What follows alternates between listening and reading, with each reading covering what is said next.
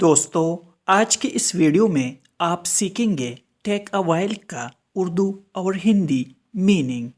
Take a while کا اردو مطلب ہے کچھ وقت لگانا، دیر ہونا، تھوڑی دیر میں ہونا یا کچھ عرصہ درکار ہونا۔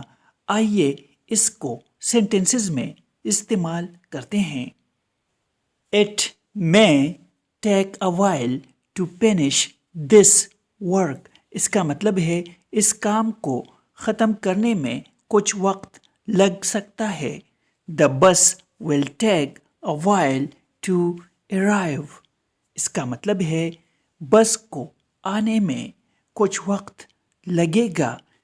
Finish means ختم۔